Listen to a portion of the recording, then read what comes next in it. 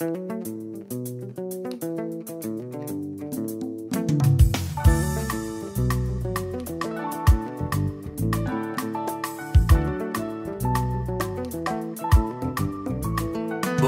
nanga esimba mepai na yo nyonso naza nango euta se pai na yo okoma kombo na ngai na buku ya bomoi oleki nyonso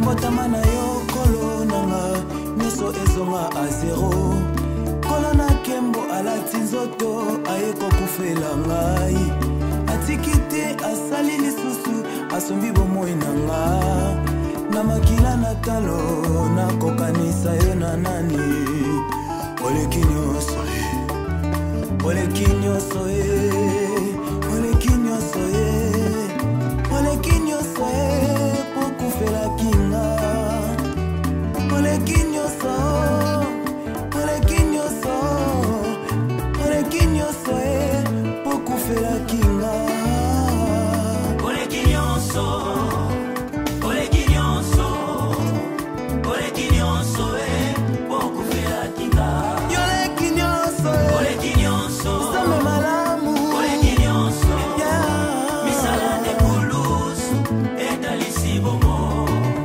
Alleluia baba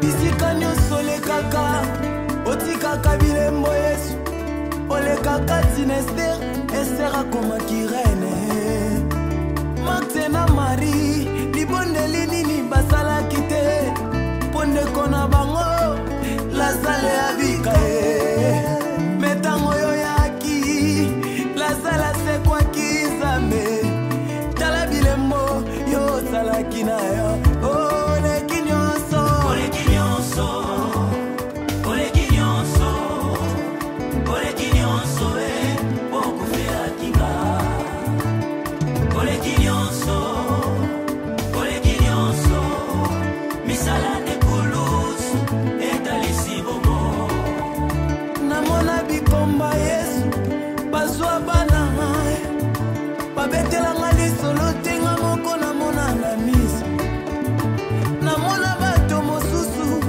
balemana na maladi metango bakutana na yo solution epesama oleki nyonso Alleluia baba yes kolona kolobela maloba na yo ntango nyonso Yesu nakozanga te koloba maloba ozosala kati na bomoi na ngai yoleki nyonso oleki nyonso oleki nyonso oleki nyonso yoleki nyonso oleki nyonso pokufela kinga nzambo yo malamu oleki nyonso nzambo yo boboto oleki nyonso misala de kulus etalisi bomo osengaki bwato te yaya oyo tambola likolo ya mai osengaki pepo te yaya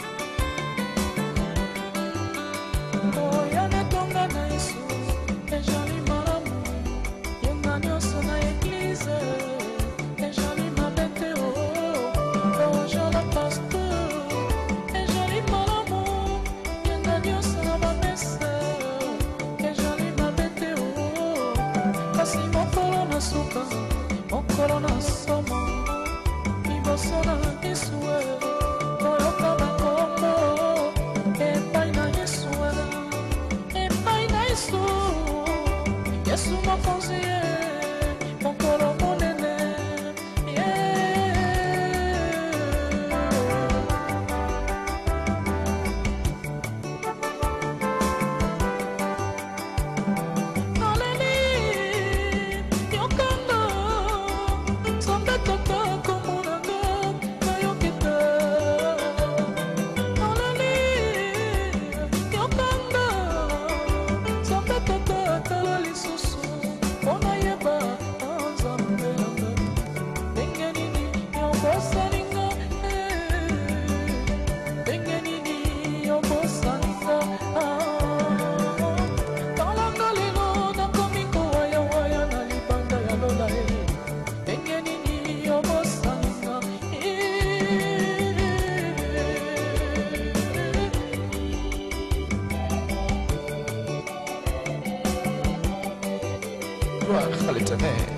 mokolo na suka mokolo na somo mokolo wana mingi mosusu baoya koloba Frère Patrice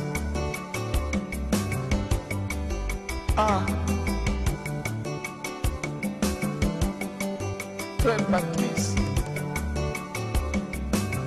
lokola ndeko moko ayebisaki ngai alobi frère nayokaka mpasi na nzembo oyo wete oyo azalaki étudiant alobi nakosepela kuna nde na université kombo na ngai ezanga na liste ya baétudiant na chôme ata ane moko na année prochaine nakende susu kosalisa inscription nakende kokomisa lisusu kombo po ete natanga me kasi mokolo wana ya suka soki kombo na ngai na buku na nzambe ezali te nakosalisa susu inscription ane nini alleluya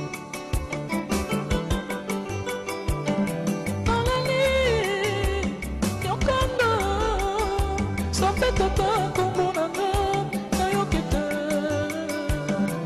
naleli yokanga sambe tata tala lisusu mpo nayeba na nzambe na ngai ndenge nini yobosalinga ndenge nini yobosalinga talanga lelo nakomi kowayawaya na libanda ya lola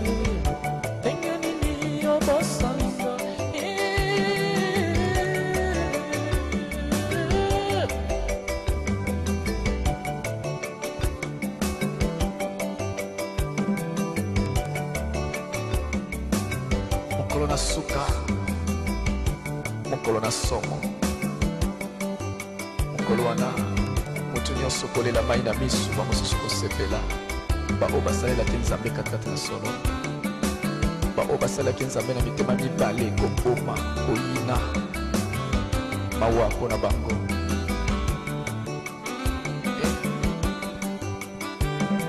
mokolo na suka mokolo na pasi mokolo na suka mokolo na somo obima na nzela voiture kozala te okende na wenze kozala te okende na biro babiro kokangama mokolo na suka mokolo na pasi liboso na Yesu bamingi kolela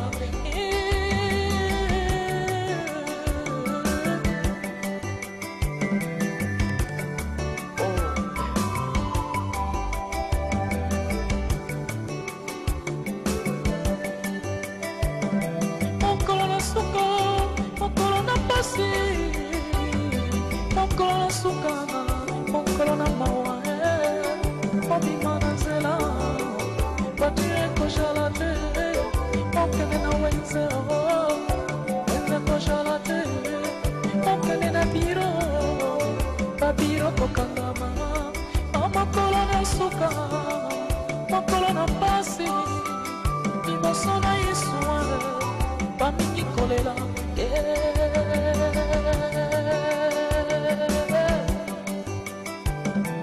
gloire à l'Éternel ekolandanga na lisolo oyo lokolo nayebi mama moko mama oyo azalaki na grade monene na église mama moko azali kosambela mingi bongo mokolo akufaki na cimetière mpo bakunda ye pasteur abimisi carte na ye ya bateme alakisi kotala mama oyo mama malamu mama oyo azali kopesa offrande na ye ya fin du mois badimi nyonso botala carte na ye etondi akende kokuta kuna na lola ndako na ye esi batonga esila na lokuta na bango nayebi te soki babrike na basima bazali komatisa mokolo nini mpo batonga ndako ya mboka yango ekusikito moto mabe ayingela te bakoyanga na yoso bandimi mobasaleliye awase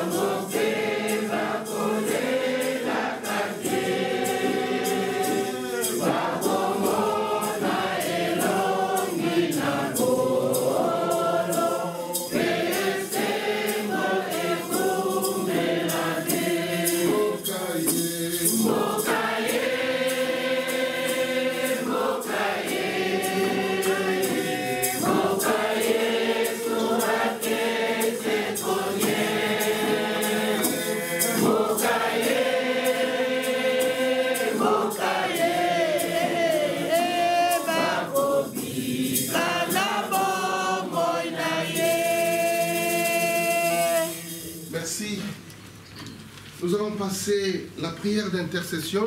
Nous n'allons pas faire cela tout à l'heure. Alors je vais demander à quelqu'un de la famille de pouvoir nous dire la biographie.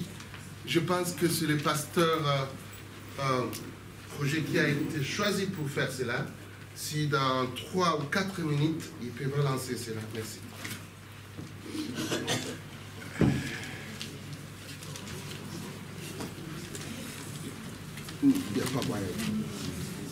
On peut se mettre, c'est pour les gens peuvent se mettre.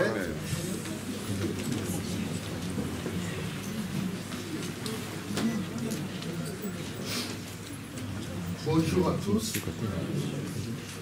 Ouais, nous sommes venus pour pleurer notre papa. La Bible nous dit de pleurer avec ce qui plaît. Mais beaucoup d'entre nous connaissent le papa, mais il y a aussi ceux qui ne le connaissent pas, ceux qui ne connaissent pas qui il était. Ce que je vais lire, c'est ce que lui-même il a écrit, qui il était.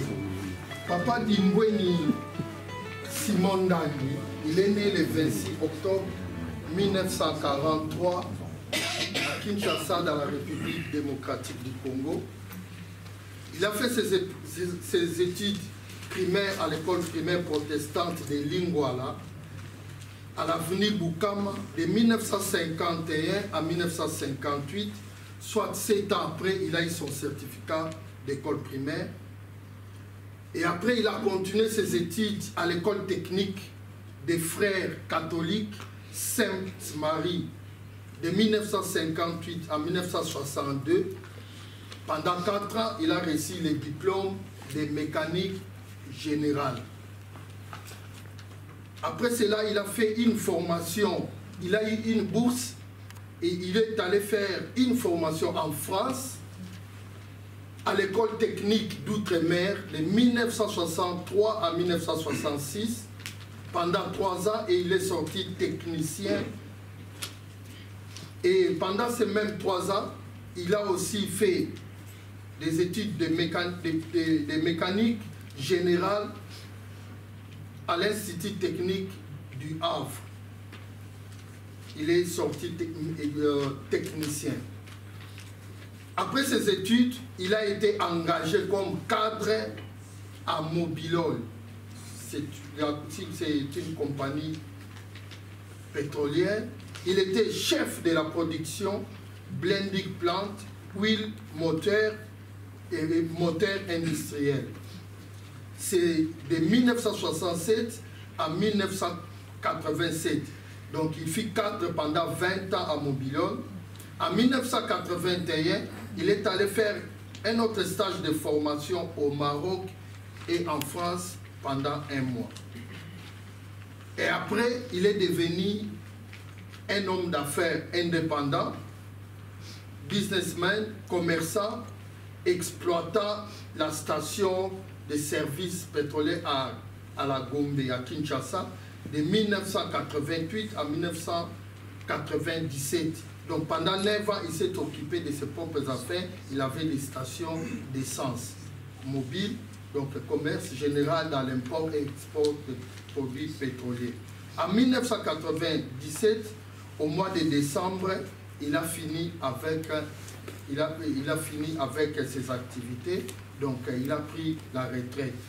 Et en 2014, il est venu ici à Londres. En 2004, il est venu à Londres où il s'est séjourné jusqu'aujourd'hui. Il était marié à une seule femme, Maman Berthe Matumona. Papa Ndangi, elle est vivante. Sa femme, notre maman, elle est là. Il a eu 4 enfants, dont Florence Kiasunga, Alain Dimbweni, Mimi Dimbweni et Julien Dimbweni. Avec les 4 enfants qu'il a eus, il avait aussi 10 grandchildren, 10 petits-enfants, dont Jenny Kalulu, Opriguer Kiasungwa, Porcheline Kiasungwa, Wycliffe Kiasungwa, Meliane Tsamba, Carla Dimbweni, Brandon Dimbweni, Bradley Dimbweni, Brian Dimbweni et Benny Dimbweni. C'était son vœu, son souhait qu'on puisse faire sa biographie au cas où un jour il nous quittait. Que Dieu vous bénisse. Merci.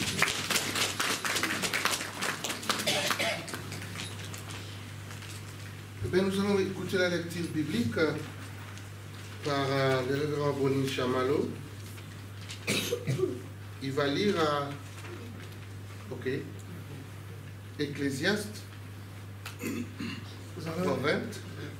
et puis il va tomber encore à Jacques 4.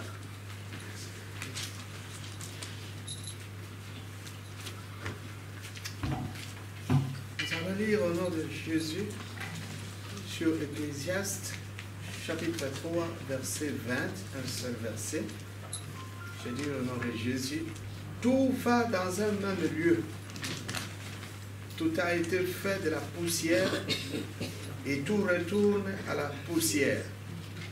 Et puis la seconde lecture, c'est dans Jacques chapitre 4, verset 13 à 14. À vous maintenant, qui dites, aujourd'hui ou demain nous irons dans telle ville, nous y passerons 1 année, nous trafiquerons et nous gagnerons.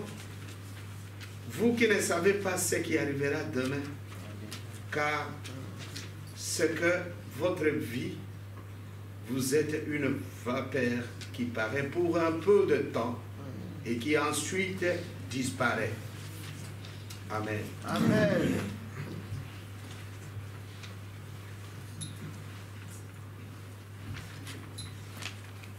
Prenez vos papiers programmes, nous allons lire, nous allons chanter un seul couplet de notre chant numéro 2. Reste avec nous, Seigneur, les jours déclinés. Si vous avez la version anglaise, Abide with me. Reste avec nous, Seigneur, les jours déclinent. La nuit s'approche et nous menace tous. Nous implorons ta présence divine. Reste avec nous, Seigneur, reste avec nous. Nous avons écouté ces deux péricopes que notre révérend pasteur Chamal Oboni vient de lire. Ah ben, dans notre tradition, si nous sommes dans ces cas comme cela, nous parlons pour ceux qui sont vivants. Parce que vous avez compris que nous ne pouvons plus parler avec Papa Simon. Papa Simon, je l'ai connu, un de nos fidèles qui venait dans notre paroisse avec sa femme. Et chaque dimanche, il était à l'église. Il venait avec sa femme. Et vous savez qu'il avait eu quelques problèmes en les dysfonctionnements sur le plan psychologique, étant un peu troublé. Mais dis-moi, je causais avec lui. Et quand on parlait, on se parlait, il avait encore son français là. Il aimait bien parler français. Et moi, j'avais pressenti que c'était quelqu'un qui avait fait quand même les études, quelqu'un qui a parcouru l'Europe, quelqu'un que nous pouvons appeler dans les temps passés un évolué. Il aimait chanter. Et les cantiques que nous on chantait, lui pouvait chanter cela à Kikongo ou même en français. Et à chaque fois qu'on était en consultation pastorale avec Papa Simon, il aimait bien chanter. Mais n'oubliez pas, je viens de vous dire qu'il avait quelques dysfonctionnements au niveau de sa psychologie, qui était un peu troublée quelquefois. Il perdait parfois mémoire. Mais de temps en temps, quand il revenait, vous pouviez tenir une longue conversation avec lui. Il est parti. Mais avant cela, parce que j'avais causé avec son épouse, et même lui-même, quelquefois, quand il me relatait, j'ai compris que c'est quelqu'un qui a fait la vie. C'est quelqu'un que le Seigneur avait béni. Vous venez de suivre sa biographie. Vous savez, à l'époque, quand vous êtes dans les années 84 par exemple, quelqu'un qui quitte le Congo pour aller en Europe, à ce temps-là, l'Europe était encore Europe. Amen. Amen. Ce n'est pas l'Europe d'aujourd'hui. Et quand nous voyons quelqu'un nous qui étions à Kinshasa en ce moment-là, quand on voit quelqu'un qui part en Europe vers les années 84, on l'enviait même. On l'enviait, c'est qu'il avait la vie. Mais voilà Ecclésiaste. Ecclésiaste, ce livre, on l'a attribué à Salomon. Salomon, le fils de David, qui a écrit. Mais bel et bien, quand les exégètes parlent, ils commencent à donner un peu quelques doutes là, parce qu'en fait, c'est sorti vers 3e siècle avant Jésus-Christ. Alors, quand on veut faire la chronologie par rapport au temps que David avait vécu, donc ça pose quelques problèmes. Mais du moins, on a attribué Ecclésiaste à Salomon, le fils de David. Et lui, dans son programme, quand vous voulez résumer le livre, il parle de toutes tes vanités. À quoi bon vivre quelquefois? Et si vous voyez comment le monde, depuis que le monde a commencé, et jusqu'à présent, ce monde-là continue. Mais l'homme n'est pas qu'un petit temps sur cette terre des hommes. Et après quoi, il va disparaître. Après quoi, il va disparaître, il va partir. Mais il part où? C'est ça la question que même lui-même Qoéleth, parce que ce livre, vous comprenez que normalement, on appelle ce livre Ecclésiaste, on appelle ça Qoéleth. Qoéleth, c'est-à-dire quelqu'un qui s'adresse à la foule. Vous voyez, il y a un peu de différence entre ecclésiastique et puis ecclésiaste qui, nous disons, Qoéleth. Il dit, mais il a fait un examen, il voit que les gens sont en train de passer. Et quelles sont les actions des hommes? Il dit, les actions des hommes sur cette terre n'est que vanité. Alléluia. Amen. Alléluia. Amen. Donc, il pouvait parler avec fatalisme, la futilité ou l'anité de toutes les actions des hommes. Les hommes, qu'est-ce que nous pouvons faire en fait? Imaginez si vous avez eu des biens et si vous êtes orgueilleux parce que vous avez eu des biens. Dieu se moque de vous. Alléluia. Amen. Voyez un peu le temps que vous allez vivre sur cette terre des hommes. Et vous vous dites, voilà, j'ai tout, j'ai autant de choses, voilà, voilà. Mais après un certain moment, vous allez oublier tout cela. Alléluia. Ça va rester. C'est que... Mais la question capitale que nous nous posons, c'est mais quand je vais quitter cette terre des hommes, où est-ce que j'irai? Voilà pourquoi, même dans l'esprit de Jacques, il dit que non, non, faites attention, parce que vous allez passer, mais reconnaissez le Seigneur. Amen. Reconnaissez le Seigneur Jésus. Amen. Et c'est lui qui donne la vie. Et c'est lui qui connaît la vie éternelle. Parce que déjà dans l'esprit de Jacques, Jacobo, il connaissait déjà qu'il y a la vie éternelle. Amen. Mais pour nous les chrétiens, la vie éternelle se trouve en Jésus. Il ne faut pas être orgueilleux. Il ne faut pas se dire beaucoup de choses. Il faut faire attention. Beaucoup de temps, nous passons tout notre temps dans les Libanga. Mais nous oublions que nous devons aussi nous préparer pour l'éternité. Alléluia. Je voudrais tout simplement vous exhorter que nous sommes sur cette terre des hommes. Nous allons passer. Même si vous êtes en train de faire les activités, mais n'oubliez pas le Seigneur Jésus. Dans cette terre des hommes, nous n'avons qu'un espace de temps limité, très limité, très très limité. Et le temps vole, le temps vole. Et quand ça vole comme cela, où est-ce que toi tu seras après ces temps? Jésus t'attend. Il a dit que moi, je suis allé vous préparer une place. Il dit que dans la maison de mon Père, il y a beaucoup de places. C'est qu'il y a beaucoup de places dans la maison de Dieu. Toi qui ne pries plus, toi qui es oublié, toi qui ne fais que critiquer les hommes de Dieu, non, pense à ta vie propre. Amen. Parce qu'un jour, tu vas passer. Alléluia. Amen. Il est dit dans ta parole que remercier et rendre grâce à Dieu à toutes les circonstances. Parce que nous savons, Seigneur, que nous sommes dans cette grâce pour écouter à chaque moment ta parole. Et cette parole ne s'adresse pas aux morts, mais à nous qui sommes encore vivants. Pour nous préparer, Seigneur, qu'un jour à l'autre, nous te suivrons.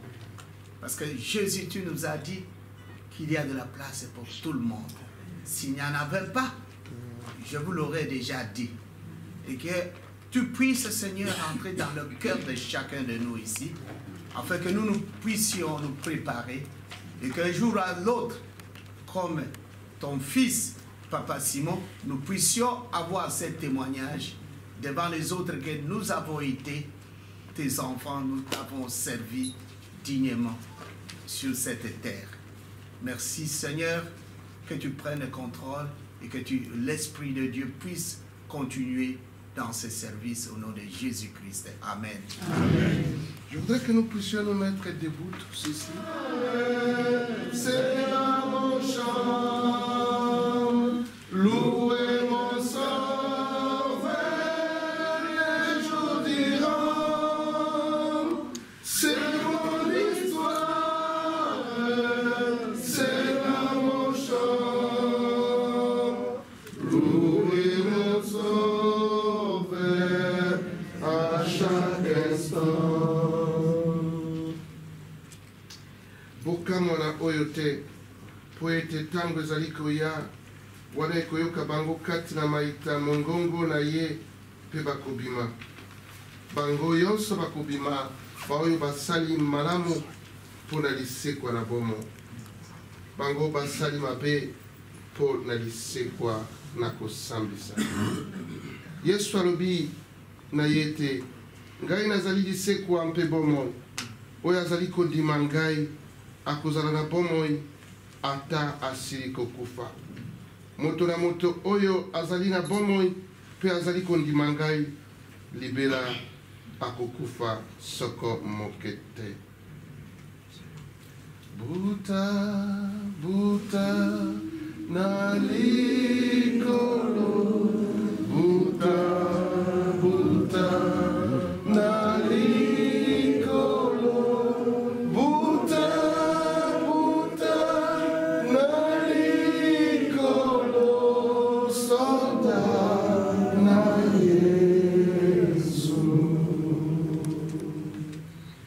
po ete soko tozali kondima ete Yesu akufi pe asekwi bongo pe batondimi ete pona Yesu Nzambe azali kozongisa balali na ye na nzela moko po ete tozali koloba boye pona monoko na nkolo ete biso bato na bomoi baoyo bakoumela na se kino koya na nkolo tokozala liboso na balali te po ete nkolo ye moko akokita na likolo na koganga na mongongo na mokolo na bange na kelelo na Nzambe mpe bakufi kati na masiya bakosekwa liboso na nsima biso bato na bomoi baoyo bakoumela na se tokonetwa kati na mapata na bongo kozala esika moko kozwala na nkolo kati na mipepe na likolo bongo tokozala na nkolo esika moko libela nasili kobunda etumba malamu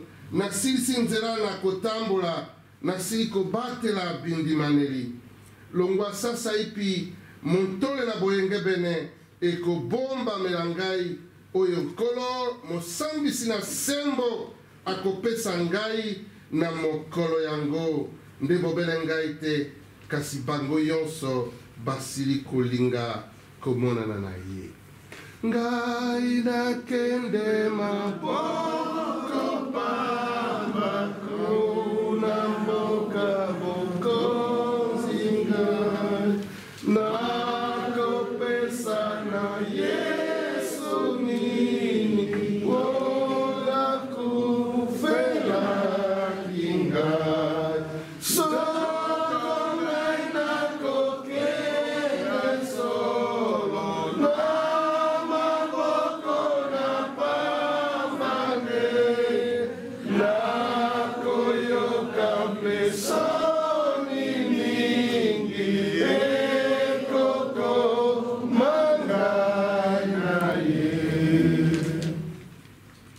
Seigneur notre Dieu, tu as permis que nous puissions arriver à ces temps où nous allons nous séparer avec Papa Simon.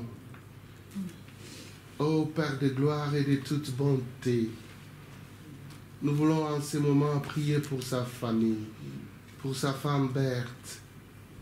Laisse que tu puisses la fortifier. Et laisse que tu puisses fortifier les enfants.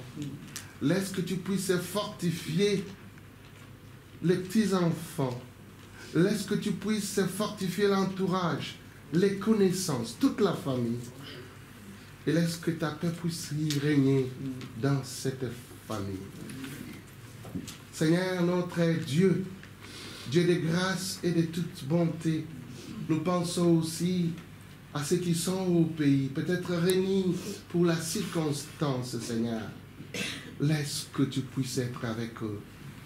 Seigneur, pour ceux qui sont peut-être en France, en Belgique, en Suisse, qui ne pouvaient pas attendre ces liens, ils auraient bel et bien voulu être ici pour que nous puissions, pour qu'ils puissent participer dans ces services funéraires. Seigneur, ils ne sont pas venus. Laisse que ta paix aussi puisse être avec eux. La paix de notre Seigneur Jésus, son amour infini, sa bonté, tout comme la communion du Saint-Esprit, demeure à nous tous. Et nous allons dire l'oraison dominicale, et après quoi nous allons chanter notre cantique, dernier cantique. Alors, je vais demander à ce moment-là au révérend Motoko de pouvoir dire la parole de bénédiction. Vous allez trouver l'oraison dominicale qui est la prière de notre Père. Vous allez la trouver à la fin. Juste avant la confession de foi universelle. Notre Père qui es aux cieux, que ton nom soit sanctifié, que ton règne vienne, que ta volonté soit faite sur la terre comme au ciel. Donne-nous aujourd'hui notre pain de ce jour. Pardonne-nous nos offenses, comme nous pardonnons aussi à ceux qui nous ont offensés. Et ne nous soumets pas à la tentation, mais délivre-nous du mal, car c'est à toi qu'appartiennent le règne, la puissance et la gloire au siècle des siècles. Amen. Quel repos céleste, Jésus, d'être à toi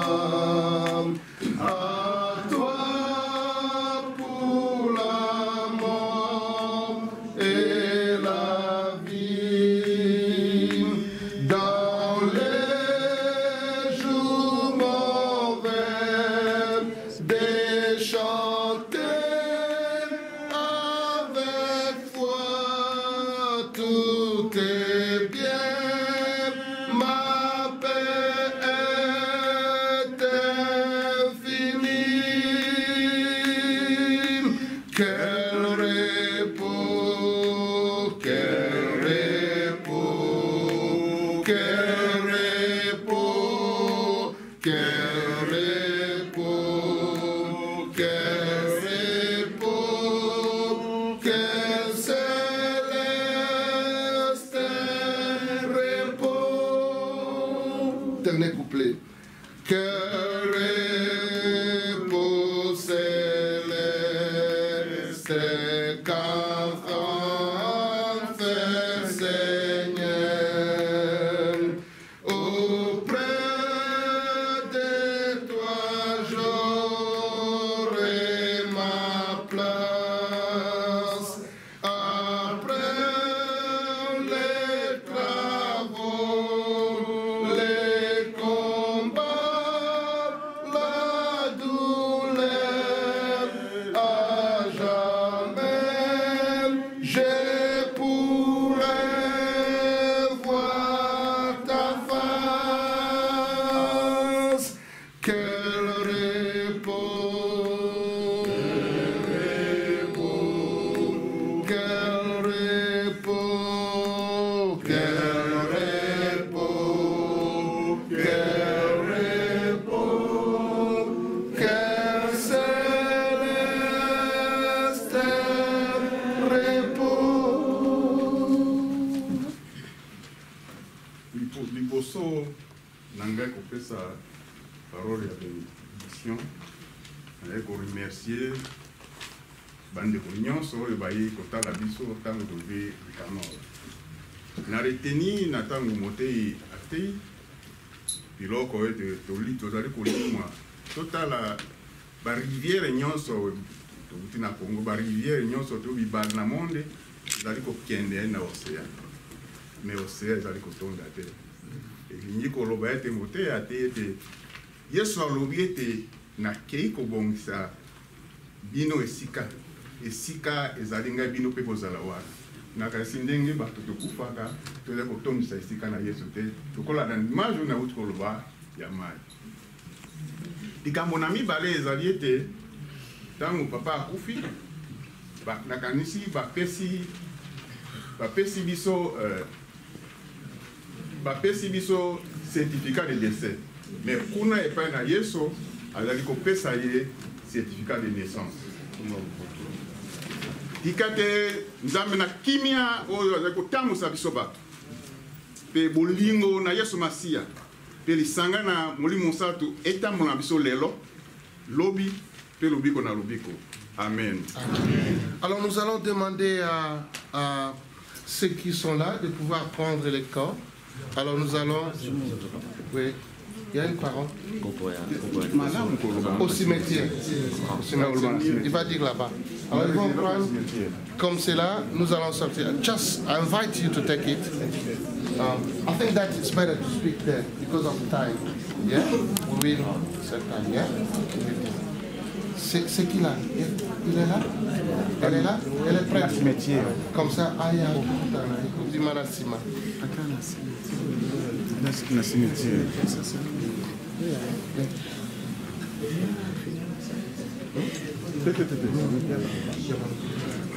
Botika Angela. Alitane. Mukolo na suka, mukolo na somo. Mukolo wana mingi mususumo ya koloba. Frère Patrice.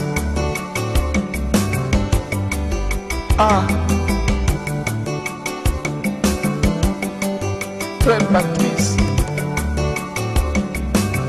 Lokola ndeko moko ayebisaki ngai alobi frère nayokaka mpasi na nzembo oyo wete oyo azalaki étudiant alobi nakosepela kuna nde na université kombo na ngai ezanga na liste ya baétudiant na chôme ata ane moko na année prochaine nakende lisusu kosalisa inscription nakende kokomisa lisusu kombo po ete natanga me kasi mokolo wana ya suka soki kombo na ngai na buku na nzambe ezali te nakosalisa lisusu inscription ane nini. Alléluia.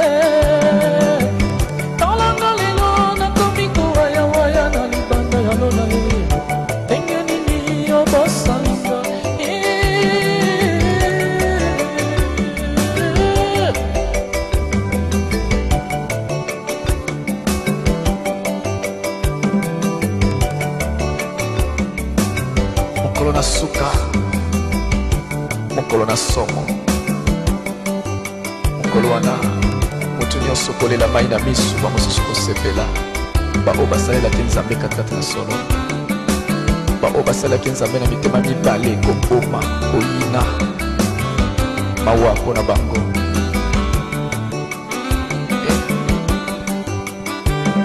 mokolo na suka mokolo na pasi mokolo na suka mokolo na somo obima na nzela voiture kojala te okende na wenze kojala te okende na biro mabiro kokangama mokolo na suka mokolo na pasi liboso na yesu bamingi kolela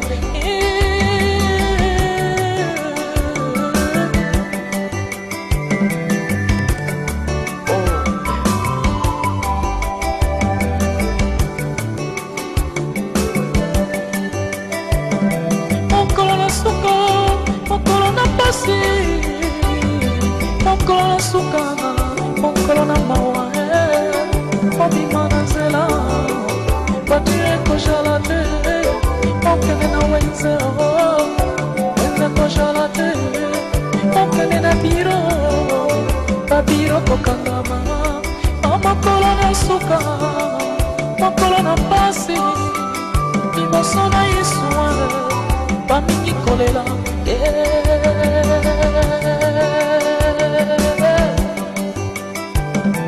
gloire à l'Éternel. Ndekolandanga na lisolo oyo lokolo nayebi mama moko mama oyo azalaki na grade monene na église mama moko azali kosambela mingi bongo mokolo akufaki na cimetière mpo bakunda ye pasteur abimisi carte na ye ya baptême alakisi kotala mama oyo mama malamu mama oyo azali kopesa offrande na ye ya fin du mois badime nyonso botala carte na ye etondi akende kokuta kuna na lola ndako na ye esi batonga esila na lokuta na bango nayebi te soki babriki na basima bazali komatisa mokolo nini mpo bakende kotonga ndako yango me likambo te ondima kaka bakundi mama oyo malamu pena na cimetière ntango bazongi na ndako mpona coutume na bango il faut le même jour bakabola biloko mobali azwa biloko na ye akende ope ya mwasi famille na ye bazwa bakende ntango bazwi valise ya mobali bafongoli balongola mpe biloko ya mama ezalaki na valise ya mobali bapesi na bafamille na ye ya papa azwi yake ekomi ngongo ya kofongola valise ya mama bato batondi bino mokoyebi na matanga bato balongwaka noki te bayi kotala na valise ya mama basapatu basani ya bato na quartier ezalaki kobunga bamiyibi baza kozwa bayi komona ngo na sani ya mama na valise ya mama oyo bakushi ya bana eza kobunga na basinga bayi komona mwana nyonso akoya mama namoni sapato ya biso ebungaki ya mwana na biso mama namoni esu yeme na biso bandeko soni na témoignage oyo pasteur apesi na cimetière na réalité baye komona oyo na valise tokoloba nini bino moko bopesa réponse alleluya maleli yokonga nzambe tata komonanga nayoki te maleli yokonga nzambe tata tala lisusu mpona yeba nzambe ndenge nini yobosalinga ndenge nini yobosalinga talanga lelo nakomi kowayawaya na libanda ya lola ndenge nini yobosalinga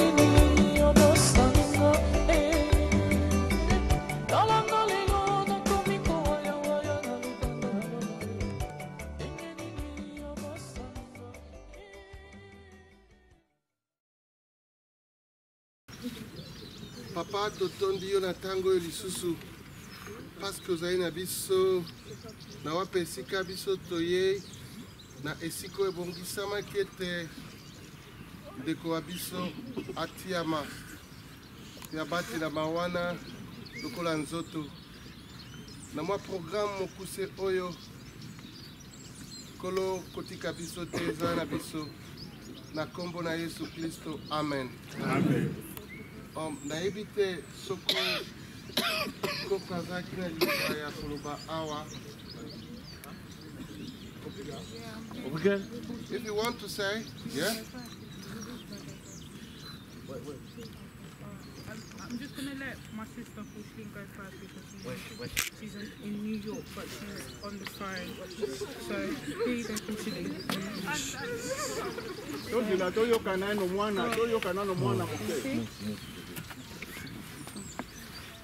I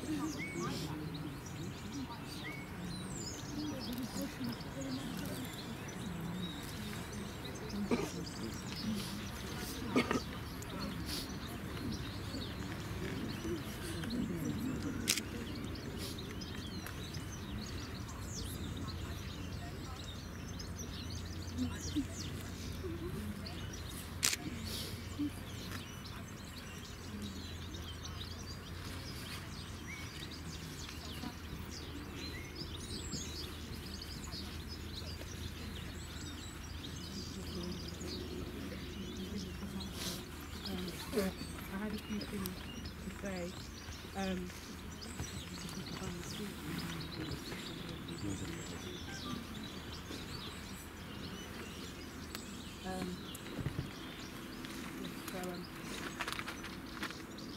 I'll try and read it quickly. I know we're pressed for time.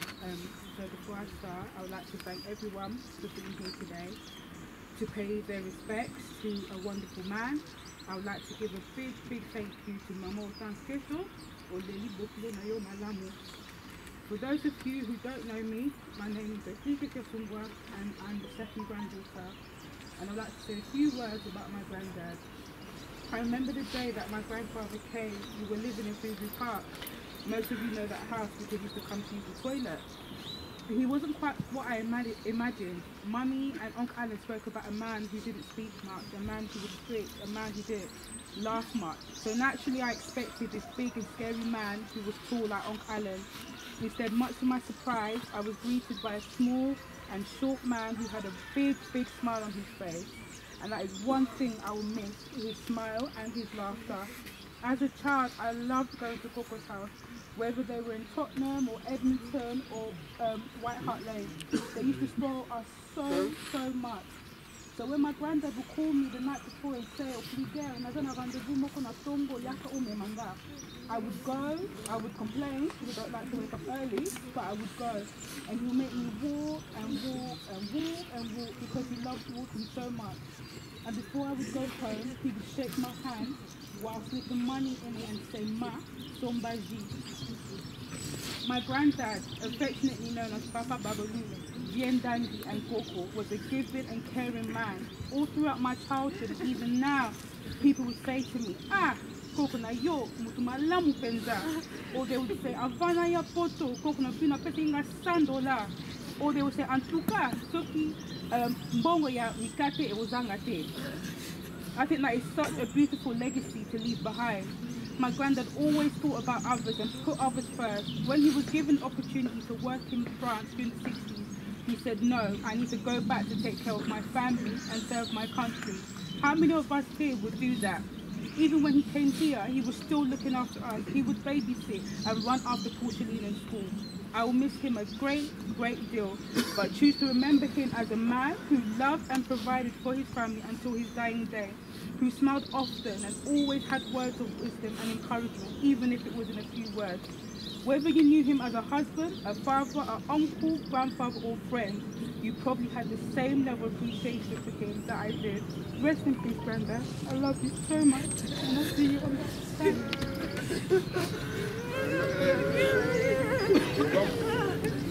Koko musu pe ali nyiko lo ba ya lo ko lo won damo bi ngala ngina lo ba boye papa Simon o tozali kotika leo na Liga na papa ya botingai Johnny Keto tokobenga bango ba camarade te azali bandeko ngai na ibi papa Simon papa nanga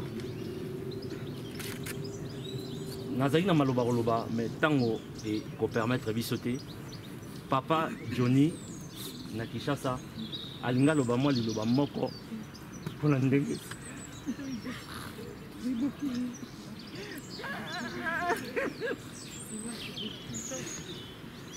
na obenga Kishasa papa Johnny ya loba mwa liloba na ndeko ya yake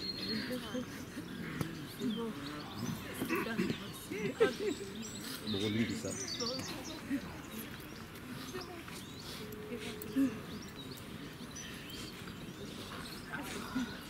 Allô papa, tozotika papa Simon Siko. Allô ozo kangai?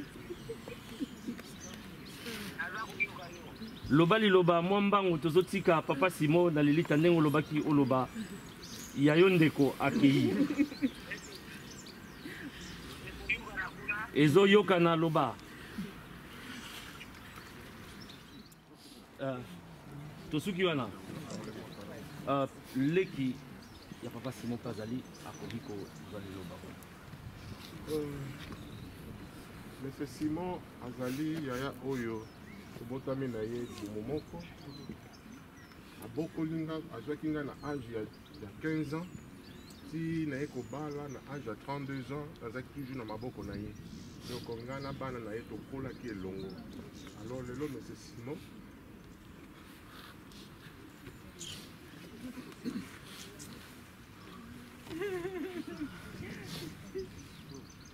Simon Kelega malamu nzambe ayamba yo nayebi ke pa okei nzela na eza kofungwama na kombo na Yesu nayebi ke Monsieur Simon nzambe ayambi yo otikelinga mokumba tozalaki biso mibale lelo yo okei tosepare nayebi ke nzambe akopesanga makasi na mikumba oyo otikelinga na komema bango tina suka ende malamu. Okay, now I think that we need to do thank you.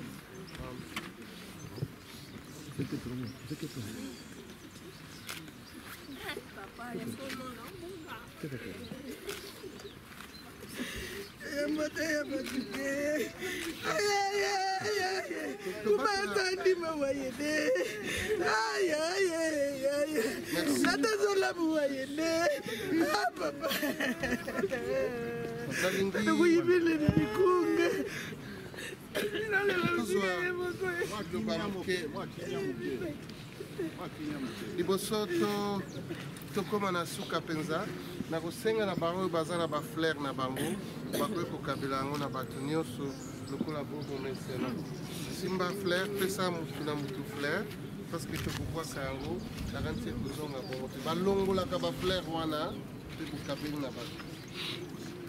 nalingi kosenga na pasteur Kosi, révérend Kosi akobondela juste ba mpona famille lisusu awa alingi kobondela mpona bango et puis nakoprononce bamaloba ya kokunda. On va faire ça. Seigneur, topamboli monene na yo tikumisi yo nzambe mokeli na bato kolo toye awa kobondela mpona bowei te toye seulement kozongisa baaction de grâce epai na yo oyo opesaki papa Simon na mokili oyo mpe lelo ozwi ye kombo na yo ekumisama nzambe nabondeli mpona famille mobimba oyo etikali mama bana babokilo basemeki bakoko. Seigneur, tika ete protection na o divine ezala na bango oprotéger bango butu mpe moi. Seigneur, makambo ya boye ezokisaka bapota na mitema esalaka pasi me nzambe tika ete yo guérir bablessure intérieure na bango okonsole bango na nzela molimo mosanto mpe opesa bango kimia batela bango batela mpe biso oyo toye kati esika oyo oakompagne ndeko na biso na demeure na ye oyo ya mibale topamboli kombo na yo nzambe na kombo na yo eleki bakombo nyonso oyo na biso. Merci Seigneur. Merci Seigneur. Amen. Mpona kondima na bino na liseko na bakufi mpe mpona bomoi na seko tolingi kotika ndeko na biso Simon na epemelo na suka.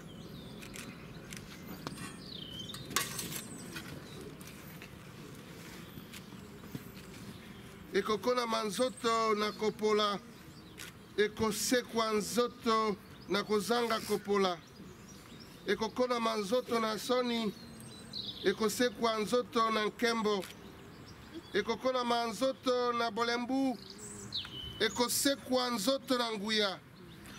Outaki mabele, okozonga bobele na mabele. Yesu Kristo mobikisi na biso akosekwisa yo na bakufi na mokolo ya suka.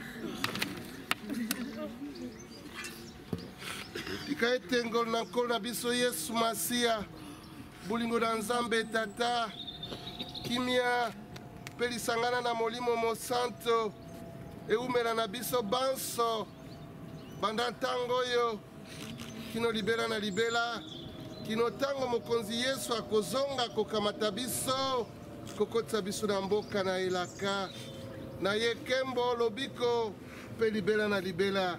Biso banso tokoloba ete amen. Tobwaki bafleur na biso lokolo ezali mpo momese.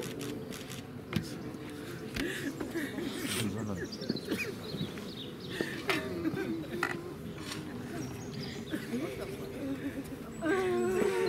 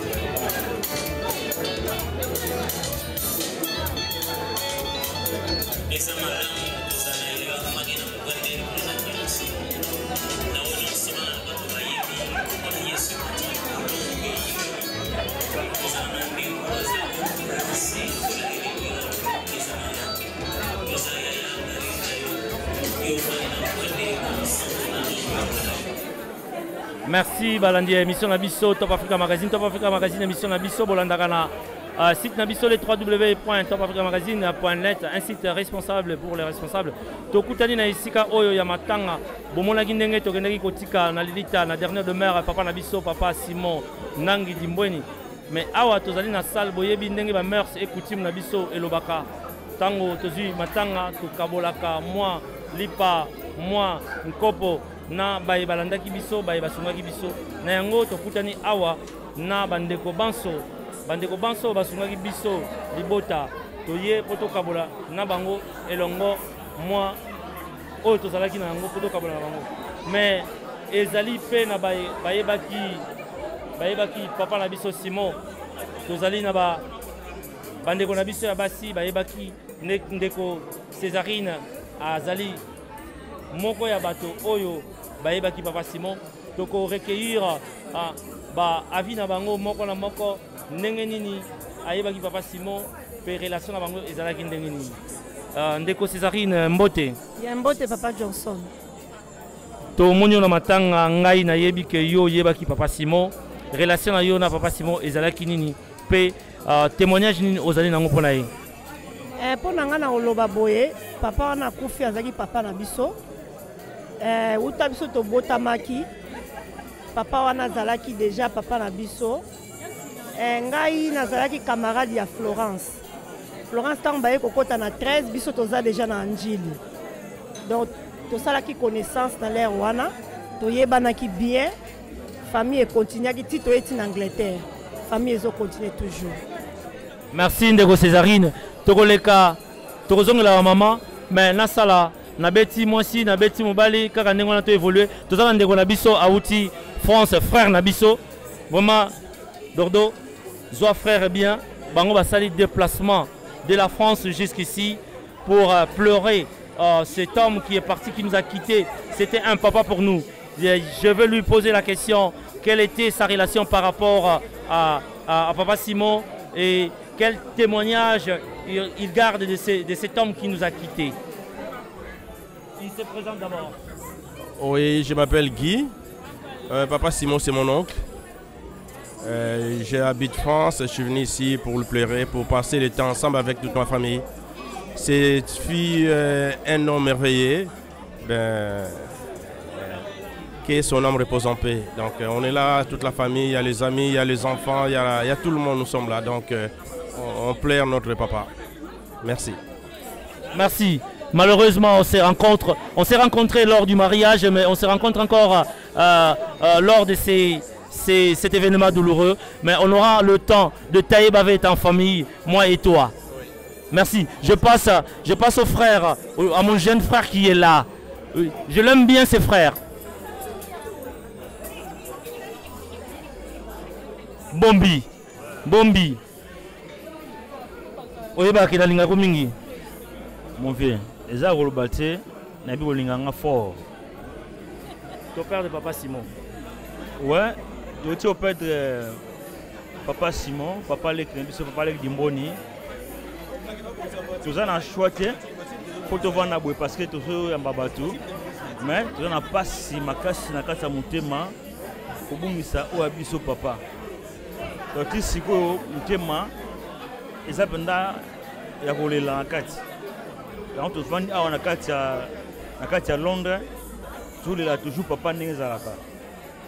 Donc bino ba votana ba image pour la pika papa na musika.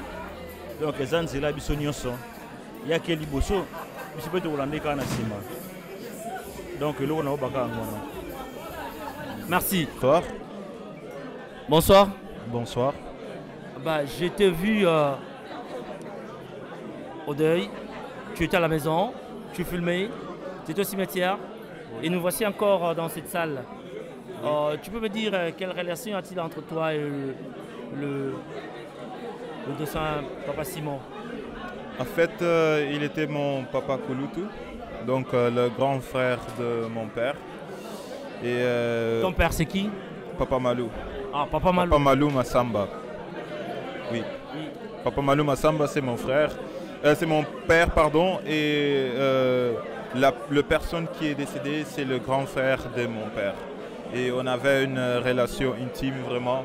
Ça fait 3 ou 4 mois passés qu'il est venu chez nous et il était resté quelques mois et on avait passé des bons moments ensemble, donc c'était vraiment bien. Mais malheureusement, il est parti et nous sommes restés. Nous continuons, la vie continue toujours.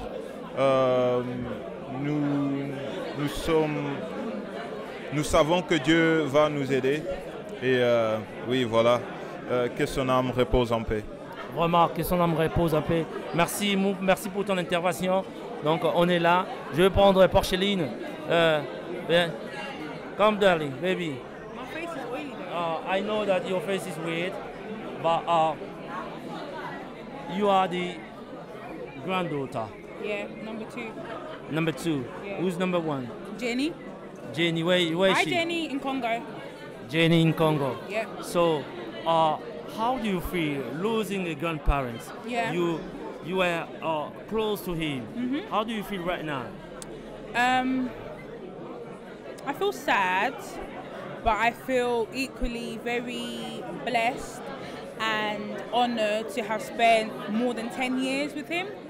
I don't think many people get that opportunity, especially being African, where I had the chance to spend time with my granddad and my grandmother and build a relationship and have him play an important and significant part in my life. So it's still sad because I know I can't see him, but I feel grateful and honoured to have been able to be in his presence for more than 10 years. Can you tell me, what can you remember, particularly any advice he gave you, which you will remember all the time?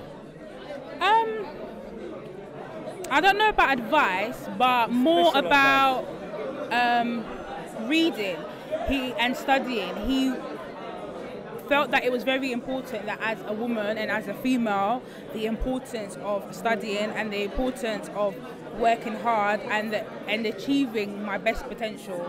And that is something that I continue to strive to do. Thank you. I won't keep you long. Thank you. Thank you. All the best. Yeah, you know, it's life. We all family, so we gonna overcome it. Yes. Thank you. Welcome. Oui, on continue. On va faire la ronde. On va faire la ronde. On va chercher quelqu'un d'autre qui va témoigner. Oui, oui. On va chercher ces belles dames qui sont là. Ma Bibiane, ma Mokonzi. Nakoma Mokonzi. Mama waza na biro yeyo.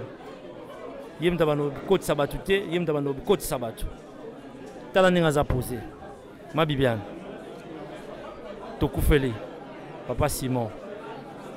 Relation nini yo zalaki nango na ye. Oyebaki ye ndenge nini?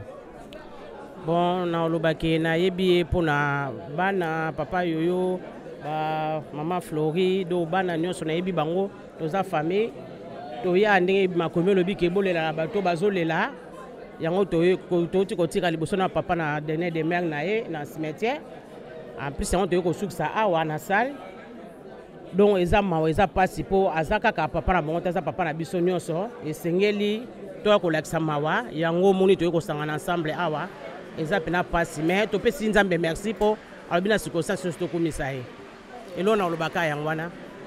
Merci ma Bibiane. Yo malobano ezala toujours kitoko. Tolekina Céline. Mama Mbongo. Mama lino ya or. Yo na yebike. Papa ndangi azalaki kaka pembeni wana. Souvenir nini oza nango mpona ye? Bon, souvenir nange ezali mpona papa Simon Ndangi. Azalaki papa mo vraiment na niveau bakini kuna tozalaki ne penza très bien. Donc azalaki lokola mwana ya moko pe ya kati ya ndako wana. Eza te ko tolobaka bolama mutu soki mutu akufi te. Papa Ndangi pena depuis nga na yebaka azali tata moko très bien pour ngai pe na quartier pe na yebiki batumba yebeke vie Ndangi azalaki bien yango wana papa pa ya kei akende na apema na kimia na minga waloba te mambo mama sénégalaise nini yoko kanisa na oyo asali na mokile tokumisika nzambe ndenge azwi lisusu papa akende kopema na mboka na ye en tout cas soki mpona yango te tokutana na mokumu ya lelo te tokosenga epai ya nzambe oyo nyonso tosalaka na se ya ntango nzambe na biso kokobosana kasi kaka kozala penepene na ye mpo te basepela na papa elongo en tout cas ekozala malamu mingi mpona papa en tout cas nazalaki mwana mokie kasi koto oyo basouvenir eza ebele mpo na ngai nabengaka ye papa chef soki tokutani papa chef en tout cas tala kutani na bandeko na bayaya na boni papa chef aza bien mais lelo papa chef atiki biso en tout cas tozosokisaka matondo nzambe asala quelque chose mpo na ye. Merci au témoigner et ya pasi mais bon tosengi yo ozala courage wana papa Simon Ndangi azalaki nani epai na yo hormis ba relation na bino bozalaki nango ya papa Bokilo obanda kovanda na ndenge nini okokaniselaka ye lelo lokola za te? Papa Simon Kimba et papa Simon Ndangi. Alaki papa nanga ngaki mingi papa bokilo nangai. Nalaka chaque vendredi so na bana koko na ina ndaku. Mona ya imbani ka baba sakana ba koko na ye. Abando ye mbana ye kaka ba sakana. E pa malamu alobaka na ete. Ya sekane kaka gentil. Asekane kaka alobaka na ye mingi te. So avanya ka zo yembele ndaka ba koko na ye. Alinga te bana balela. Donc c'est makasi. nayebi ke mpasi eza na yo namonaki vraiment pinzolo ezalaki na kati ya cimetière courage ezala biso nyonso libota tozala na courage yo mpe ainsi na Julien bozala na courage bokanisa mingimingi oyo atikeli bino libala tokoprofite mpe kaka tolobake libala ezali nzela ya nzube bomoni ndenge bapapa bavandi ti sikoyo na bamama donc bino mpe bowumela na libala na bino tokoumela papa okoki tokoumela merci kombo nani mpe relation nini ozalaki nango na Mowei souvenir nini okoko retenir na ndenge ya tiki biso? Oui, moi je m'appelle monsieur Roger Mbungu. Papa nanga azaki moi na misa fait 4 ans na zaïs comme directeur chef comptable. Papa Koufi azalaki moi na ye azalaki la peine na lokola zaïs CP mobilol. Papa Koufi azalaki bengela papa nangai moi de fait papa tu connais ça la grand frère nanga liboso. Alors nakoye kotika te bonga granaya. Alors maman donc c'est mes kazawana Alain moi papa Koufi parce que nous nazate ezanga mobulu pona za yango na yaikaka. Donc peut s'appeler respect mingi na bango. Tant que ba moninga babi papa leki o ya mwana muke penza ye aye penza supporter bisope.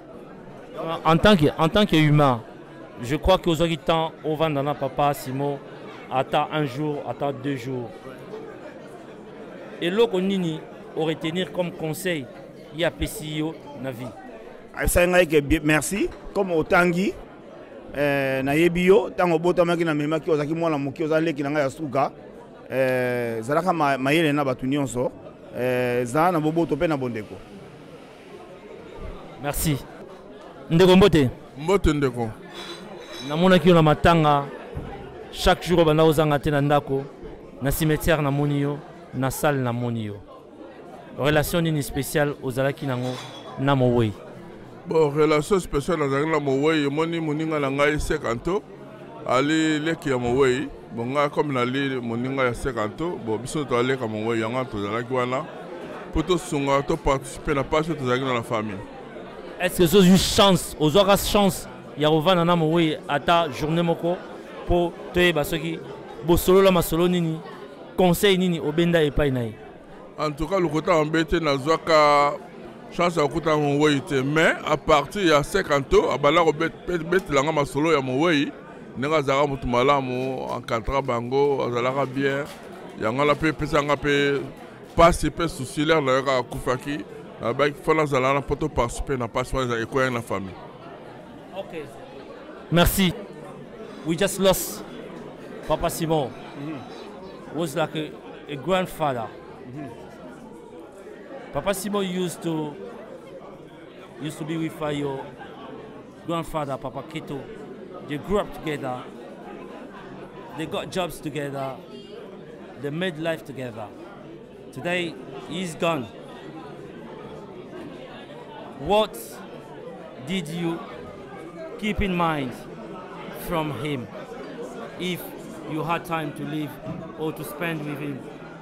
What can you keep in mind? He was a great man. You know, he's full of enthusiasm. He's always smiling. You know, it's always good to have a laugh.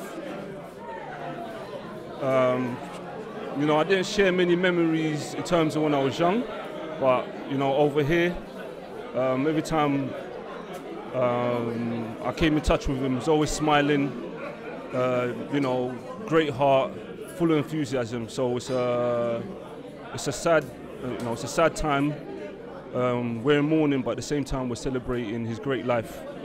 you know, and he lives on through his family, his children, his grandchildren, and many more to come. So in that we say respect and peace. What is your relation with his grandson and granddaughters? They're family, you know, they're my brothers and sisters. Okay, thank you. Hello. Hello. What's your name? Melia. Melia. Yeah. What are you here for? To talk about my granddad. Have you lived with your granddad before?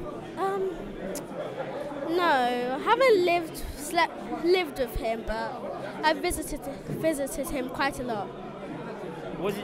Was he a great man? Yeah, he was a great man. Good man? Yeah, a good man. So, today, you lost your granddad. Yeah.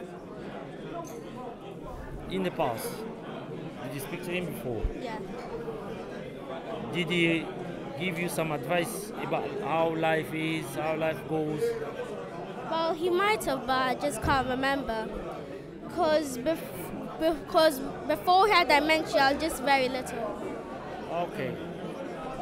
How do you feel now? Well, I just feel sad knowing that my granddad's not here with me anymore. Okay. I won't keep you long. You know, it's life. We born, we grow up, and we're gonna die. Yeah. It's everybody's destiny. Yeah. But at the moment, you know, be strong.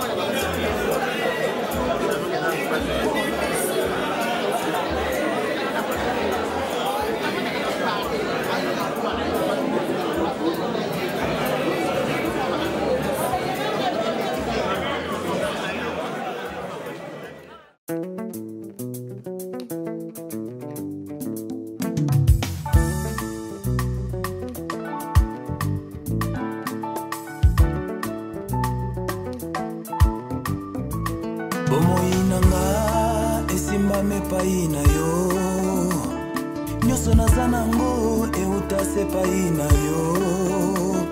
Okoma kombo na ngai na buku ya bomoi, oleki nyonso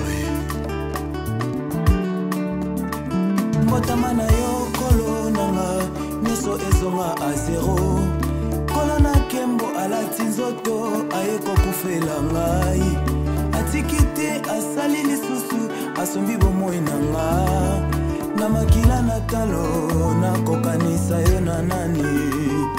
Oleki nyonso oleki nyonso oleki nyonso oleki nyonso pokufela kinga. Oleki nyonso oleki nyonso oleki nyonso pokufela kinga. Oleki nyonso oleki nyonso oleki nyonso pokufela kinga. Oleki nyonso oleki nyonso same malamu. Oleki nyonso misala de kulus etalisi bomo. Alleluia baba.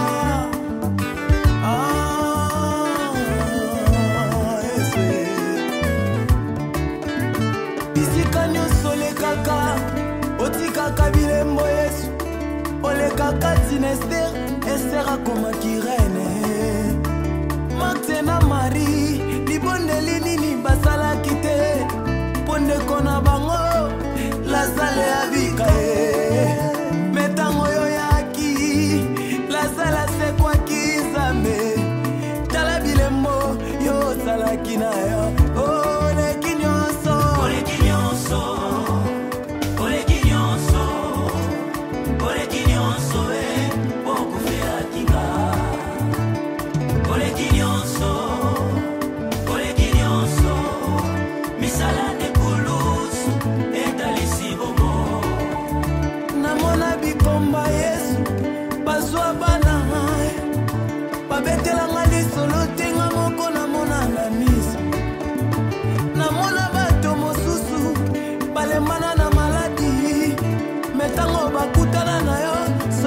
epesama oleki nyonso Alléluia Baba. Yes. Kolona kolobela maloba na yo tango nyonso Yesu. Nakozanga te koloba maloba ozo sala kati na bomoi na ngai.